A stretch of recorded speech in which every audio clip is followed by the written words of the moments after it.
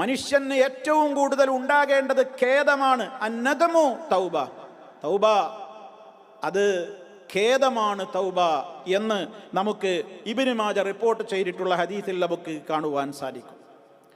അപ്പം അതുകൊണ്ട് സഹോദരങ്ങളെ, പാപത്തിൽ നിന്ന് നമ്മൾ വിട്ടുനിൽക്കണം എന്നുള്ളതാണല്ലോ ഒന്നാമത്തെ നിബന്ധന. അതിനെക്കുറിച്ചാണ് സൂചിപ്പിച്ചത്.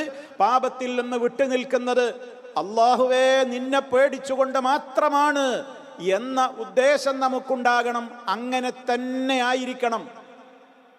രണ്ടാമതായി നമ്മൾ ഇനി പാപത്തിൻ്റെ ഗൗരവമറിയലാണ് മറ്റൊരു പ്രധാനപ്പെട്ട കാര്യം. പലപ്പോഴും നമ്മൾ പങ്കുവെക്കുന്ന ഒരാശങ്കയുണ്ട്. തെറ്റുകൾ ചെയ്യുന്നു, തൗബ ചെയ്യുന്നു, പക്ഷെ പിന്നെയും അവസരം കിട്ടിയാൽ തെറ്റിലേക്ക് പോവുകയാണ്. എന്താണ് ഞാനിനി ചെയ്യേണ്ടത്?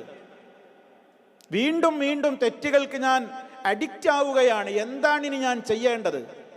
പലരിലും ഉണ്ടാകുന്ന വലിയ ഒരാശങ്കയാണത്. ശരിയല്ലേ? ഇവിടെ എന്താണ് നമ്മൾ ഏറ്റവും കൂടുതൽ ശ്രദ്ധിക്കേണ്ടത്? തൻ്റെ ജീവിതത്തിൽ കഴിഞ്ഞ് കടന്നുപോയിക്കൊണ്ടിരിക്കുന്ന പാപങ്ങളുടെ ഗൗരവമറിയലാണ് ഏറ്റവും പ്രധാനം.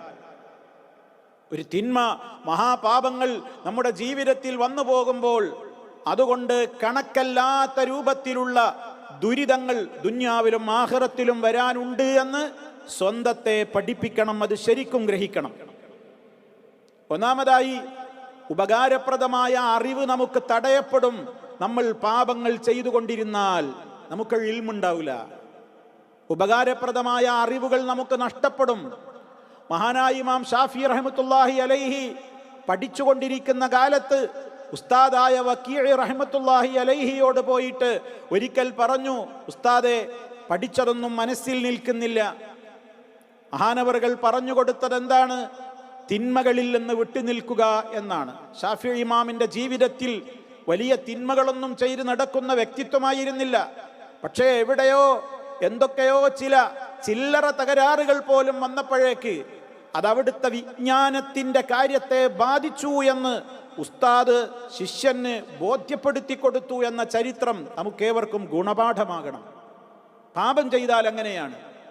ഇൽമു നമുക്ക് തടയപ്പെടും. ഹൃദയത്തിൽ വല്ലാത്തൊരു അസ്വസ്ഥത അനുഭവപ്പെടും. കാര്യങ്ങളൊക്കെ നമ്മൾക്ക് എളുപ്പമാകാതെ വളരെ പ്രയാസകരമായ അവസ്ഥയായിരിക്കും. ഏത് പ്രശ്നത്തിലും നമുക്ക് ഞെരുക്കങ്ങൾ വരും.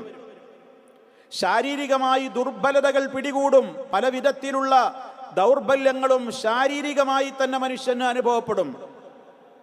നന്മകൾ ചെയ്യുവാൻ അവന് താല്പര്യമുണ്ടാവുകയില്ല. അതിനുള്ള തൗഫീഖ് നഷ്ടപ്പെടും. നന്മകൾ ചെയ്യാൻ വിചാരിച്ചാൽ പോലും തൗഫീഖ് കിട്ടൂല. നമ്മളൊരു കാര്യത്തിന് വിചാരിച്ചിട്ട് കാര്യമില്ല, അത് ചെയ്യാനുള്ള തൗഫീഖ് കിട്ടണം. നമ്മൾ ആലോചിച്ചു നോക്ക്. മഹാനായ ഹസൻ ബസരി റഹിമഹുല്ലയോട് ഒരു ശിഷ്യൻ വന്നിട്ട് പറയാണ്, മഹാനവറുകളോട് പറഞ്ഞു, ഞാൻ രാത്രിയിൽ ഉറങ്ങാൻ കിടക്കുന്ന വേളയിൽ ഉളുവെടുക്കാനുള്ള വെള്ളം അടുത്തു കൊണ്ടുവന്ന് വെക്കാറുണ്ട്. അന്ന് നമ്മുടെ കാലത്തെ പോലെയുള്ള ടോയ്ലറ്റ് സൗകര്യങ്ങളും അല്ലെങ്കിൽ പൈപ്പ് ലൈൻ സംവിധാനങ്ങളൊന്നും ഇല്ലല്ലോ. ദൂരെ നിന്ന് വെള്ളം കൊണ്ടുവന്ന് സൂക്ഷിച്ചു വെക്കണം തോൽപാത്രങ്ങളിലും മറ്റുമൊക്കെയായി.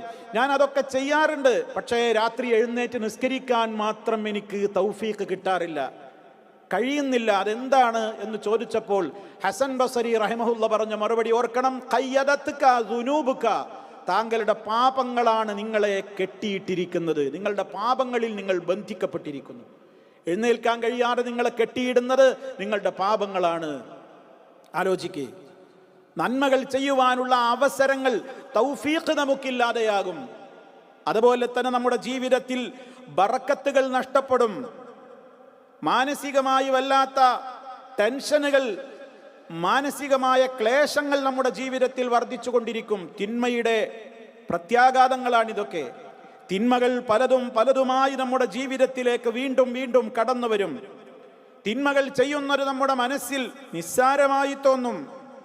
ജനങ്ങൾക്കിടയിൽ നിന്ദ്യനായി മാറും. അള്ളാഹുവിൻ്റെ മുമ്പിലും നിന്ദ്യതയുണ്ടാകും. ഈ ലോകത്തുള്ള മൃഗങ്ങൾ വരെ നമുക്കെതിരെ ശാപത്തിൻ്റെതായ പ്രാർത്ഥനകൾ നടത്തും. അതുപോലെ തന്നെ ഹൃദയത്തിലും എല്ലാ അർത്ഥത്തിലും പ്രത്യേകമായ സീല് വന്ന് വീഴും എന്നാണ്. അതായത് റബ്ബിൻ്റെ തൗഫീക്ക് നഷ്ടപ്പെടുമ്പോൾ അവിടെ കറകളിങ്ങനെ കുമിഞ്ഞുകൂടിയിട്ട് അവിടെ മുദ്ര വെക്കപ്പെടും. അങ്ങോട്ട് പിന്നെ പ്രകാശങ്ങൾ കടന്നു കയറുകയില്ല, ശാപത്തിന് ഹേതുവായി മാറും.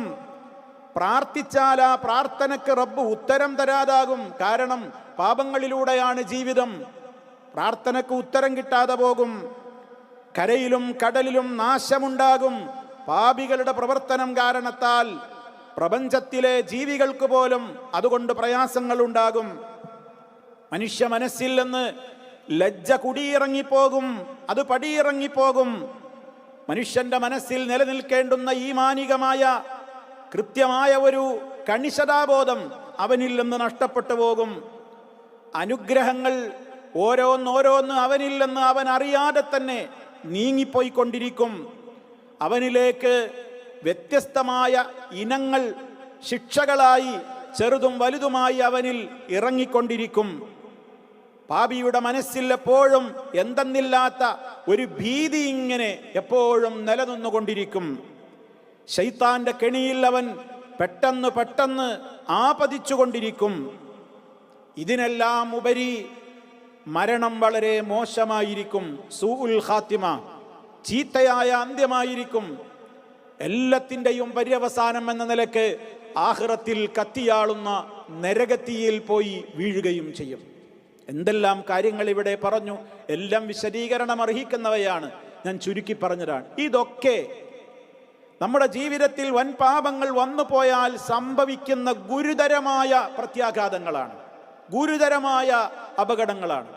ഇത് നമ്മുടെ മനസ്സിനെ നമ്മളിങ്ങനെ പഠിപ്പിച്ചു കൊണ്ടിരുന്നാൽ വൻപാപങ്ങൾ ചെയ്യാൻ മോഹമുണ്ടാകുമ്പോഴെല്ലാം അരുത് എന്നെൻ്റെ മനസ്സിനെ പഠിപ്പിക്കുവാൻ, ഈ രൂപത്തിലൊക്കെയുള്ള പ്രത്യാഘാതങ്ങൾക്ക് ഞാൻ ഇരയാകും, ഞാൻ അതിൽ ചെന്ന് വീഴുമെന്ന് മനസ്സിനെ കൃത്യമായി തന്നെ പഠിപ്പിക്കുന്ന വിധത്തിൽ കാര്യങ്ങൾ ഗ്രഹിക്കലാണ് പരമപ്രധാനമായ ഒരു വിഷയം.